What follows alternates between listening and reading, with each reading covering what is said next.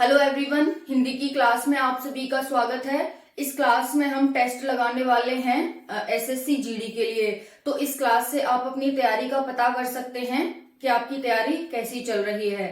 विलोम शब्द देखेंगे इस क्लास में हम। विलोम शब्द की एक खासियत होती है कि इसके जो सारे ऑप्शन होते हैं वो लगभग एक जैसे हमें दिखाई देते हैं, लेकिन क्वेश्चन के अकॉर्डिंग कौन सा हमारे लिए सुटेबल ऑप्शन है, हम इस क्लास में आज ये सीखने की कोशिश करेंगे।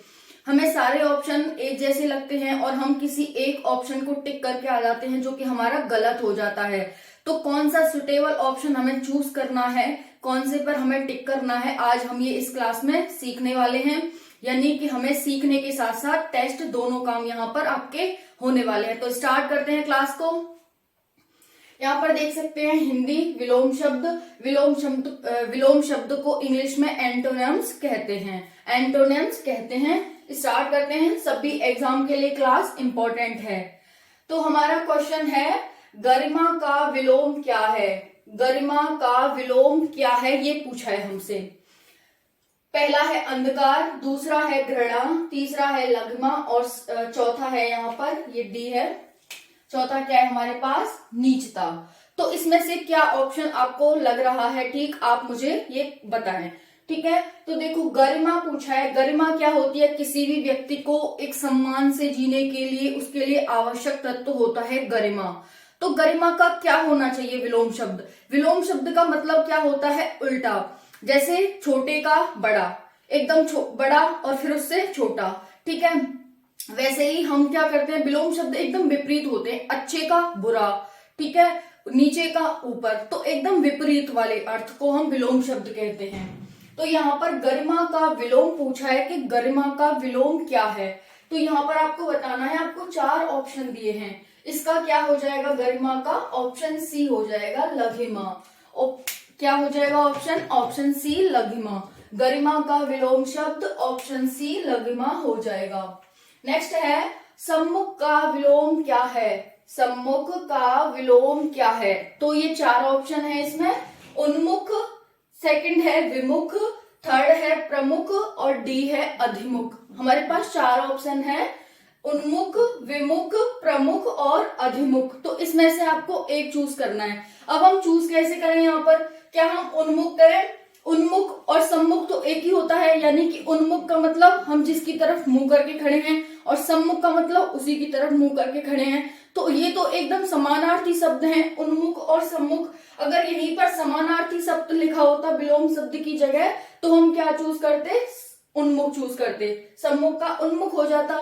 लेकिन हमसे तो विलोम शब्द पूछा है, विपरीतार्थक शब्द पूछा है, तो सम्मुख का क्या हो जाएगा? सम्मुख का हो जाएगा विमुख। सम्मुख का मतलब आप उसकी तरफ मुंह करके खड़े हैं, विमुख का मतलब आप उस दूसरी तरफ मुंह करके खड़े हैं। अगर कोई इधर मुंह करके खड़ा है तो आप इधर मुंह करके खड़े हैं। ठीक है, सम्मुख का मतलब उसकी तरफ, विमुख का मतलब उसकी अपोजिट साइड। नेक्स्ट है, श्री गणेश का विलोम क्या है? जब हम कोई काम स्टार्ट करते हैं तो श्री गणेश करते हैं, इसका विलोम शब्द क्या हो जाएगा? इसका उल्टा। ठीक है, ये पूछ रहा है आपसे। तो ऑप्शन ए है श्री राधा, ऑप्शन बी है इतश्री, ऑप्शन सी है विनाश, ऑप्शन डी है श्री लक्ष्मी। तो इस 4 ऑप्शन में से अब देखो, श्री गणेश है तो श्री राधा और श्री लक्ष्मी इनमें से तो कोई होगा नहीं, है ना, क्योंकि अपोजिट पूछा है। अपोजिट का मतलब अगर हमें कोई जिसका जो कि इसका फिक्स ऑप्शन है अगर वो नहीं होता तो हम इन दोनों में से चूज कर लेते, क्योंकि लड़का का उल्टा लड़की हो जाता है ना। तो इस तरह से तो यहाँ पर श्री गणेश का क्या हो जाएगा? श्री राधा नहीं होगा, श्री लक्ष्मी नहीं होगा, विनाश होगा नहीं।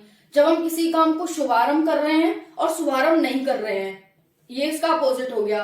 तो श्री गणेश का इतिश्री हो जाएगा, इसका अपोजिट इतिश्री, है ना। तो आप सभी को क्या ध्यान रखना है? श्री गणेश का इतिश्री।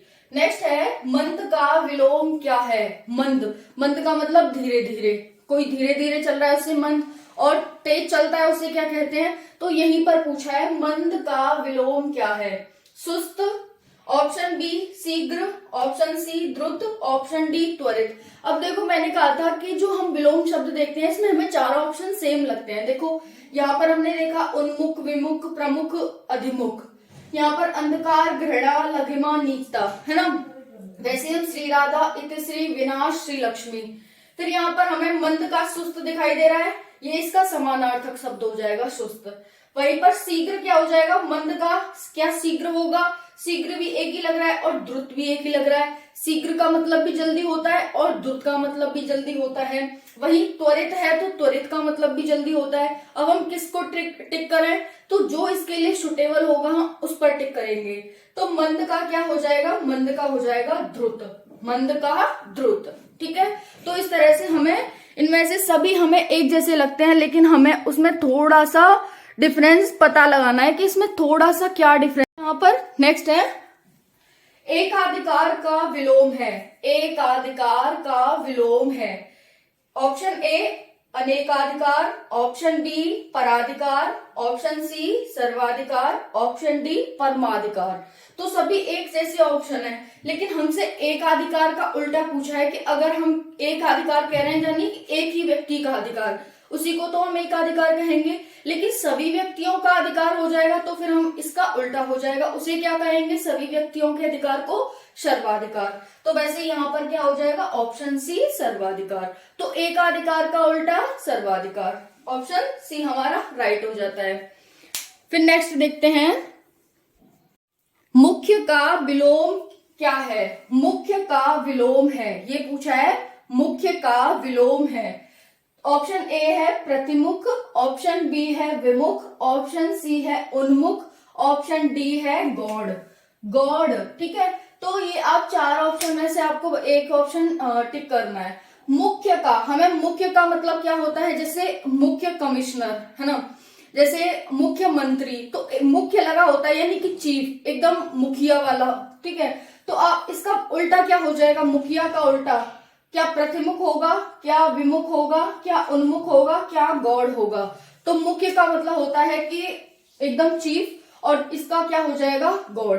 मुख्य का हम कई तरह से इसका अनुमान लगा सकते हैं। मुख्य का मतलब ये हो जाएगा कि कोई रेस हुई या फिर कोई क्लास में कोई फर्स्ट आया तो हम कहेंगे ये एकदम मुख्य आया है।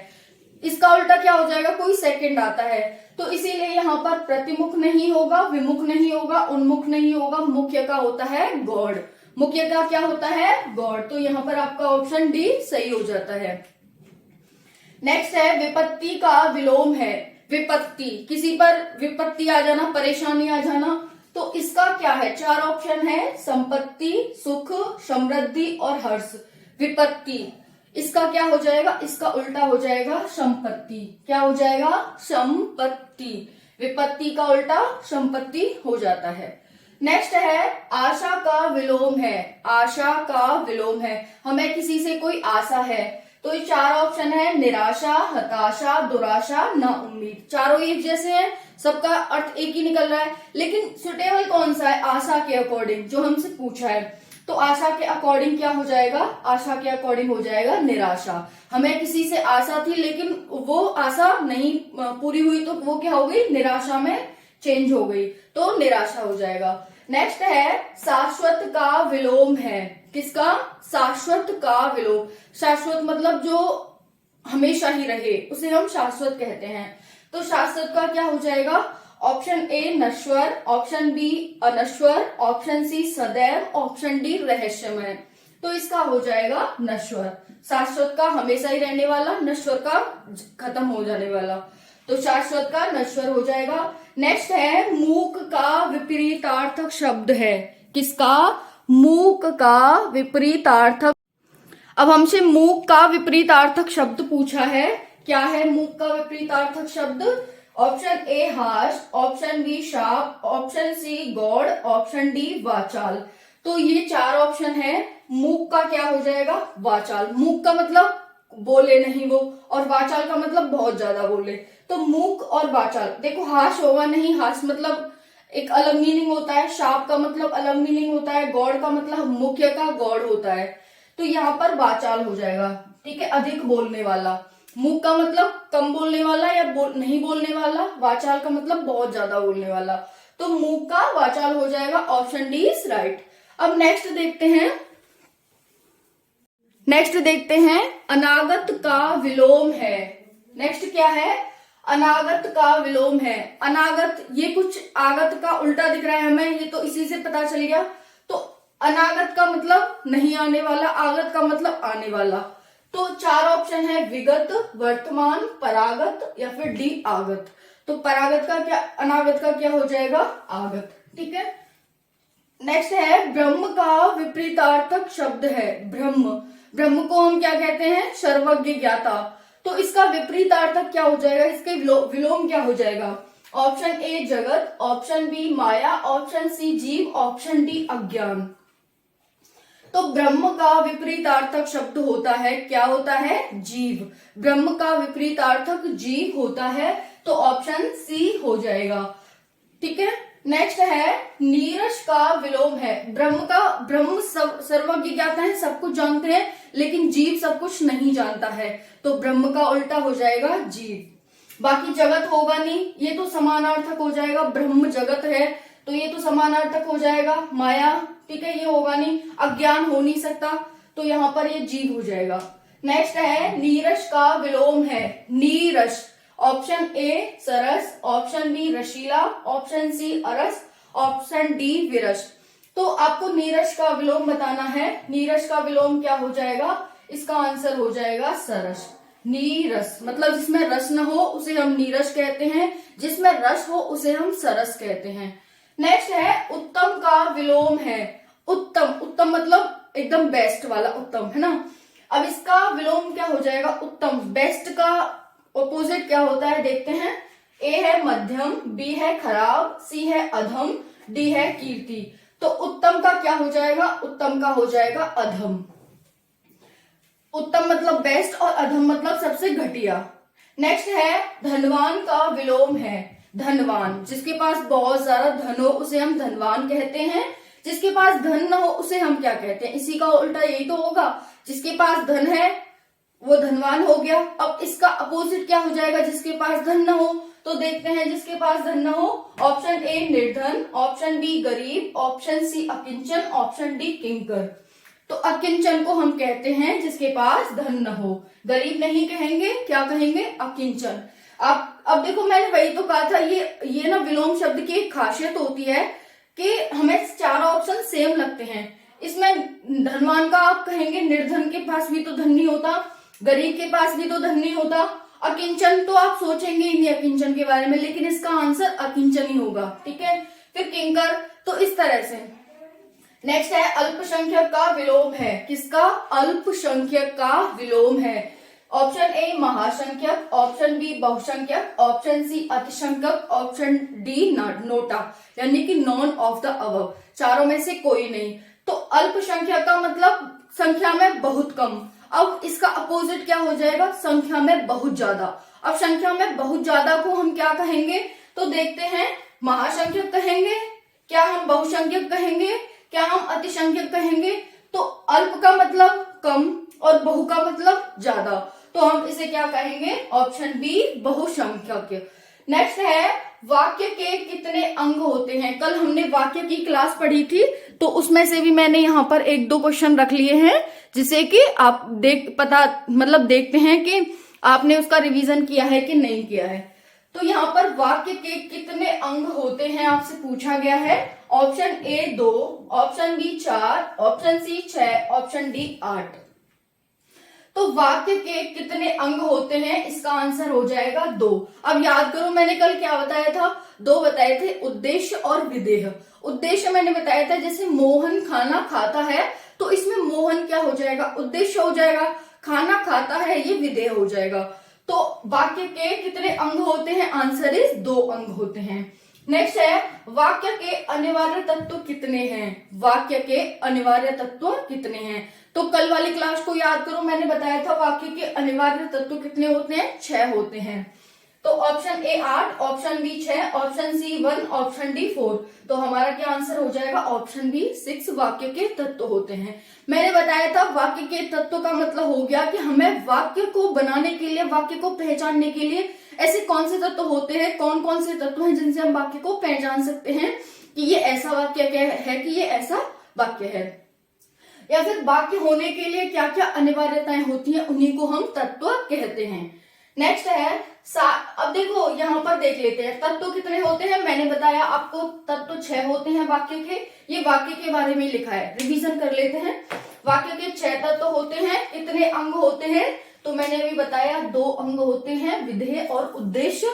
नेक्स्ट है रचना के आधार पर इसके कितने भेद होते हैं। तो रचना के आधार पर 2 भेद होते हैं। सरल वाक्य, जिसे हम एक सरल वाक्य होता है, दूसरा संयुक्त वाक्य होता है। एक सरल और दूसरा संयुक्त वाक्य, तो 2 होते हैं। और अर्थ के आधार पर 8 होते हैं। अर्थ के आधार पर वाक्य कितने होते हैं, 8 होते हैं। कल वाली क्लास को देखना जिससे कि आपको इनके बारे में सारी जानकारी पता चल जाएगी। क्योंकि देखो मोस्ट इंपॉर्टेंट है सभी एग्जाम के लिए, एसएससी जीडी का एग्जाम है, तो आप ताजा रिवीजन वहां से कर सकते हैं। ज्यादा देर की क्लास भी नहीं है, छोटी सी क्लास है, तो यहाँ जाकर देख सकते हैं। नेक्स्ट है देखो, ये आपके लिए 2 क्वेश्चन हैं कल की क्लास में से हैं, जो मैंने एग्जाम्पल दिए थे वही एग्जाम्पल रखे हैं। तो आई होप आप सभी इन दोनों क्वेश्चनों का आंसर देने में सक्षम होंगे। क्वेश्चन फर्स्ट है, शायद आज बारिश हो। पहला क्वेश्चन है, ये कौन सा वाक्य है, शायद आज बारिश हो। तो इन सभी में आपको देखना है कि कौन सा ये वाक्य है। नेक्स्ट है, कौन सा लग रहा है इनमें। नेक्स्ट है, योजक चिन्ह कौन सा होता है। कल हमने चिन्ह भी पढ़ाए थे, कम से कम 16-17 चिन्ह पढ़ाए थे मैंने आपको एग्जाम में जो पूछे जाते हैं। तो यहाँ पर योजक चिन्ह कौन सा है, तो योजक का जो चिन्ह होता है वो कैसा होता है, ये आपको मुझे कमेंट सेक्शन में बताना है, ठीक है। तो कल तो मैं इसका आंसर बताऊंगी आप सभी को, इसका आंसर आप भी मुझे कमेंट करेंगे, ठीक है। तो ये क्लास आपको कैसी लगी, आई होप बहुत ही ज्यादा हेल्पफुल रही होगी। अभी एसएससी जीडी के लिए ताजा रिवीजन आपको यहाँ से करने को मिलेगा, ठीक है। तो जब तक एसएससी जीडी का लास्ट तक एग्जाम चलेगा, हम डेली ऐसे ही क्लास लाते रहेंगे। अब इसके बाद करंट अफेयर की क्लास आएगी, जो कि रिवीजन क्लास होगी। फरवरी से लेकर के नवंबर तक का हमारा रिवीजन चल रहा है, जिसमें मोस्ट इंपॉर्टेंट क्वेश्चन जो पूछे जा सकते हैं वही हम वहां पर ले रहे हैं, ठीक है। तो क्लास कैसी लगी कमेंट सेक्शन में जरूर बताना। जय हिंद, जय भारत।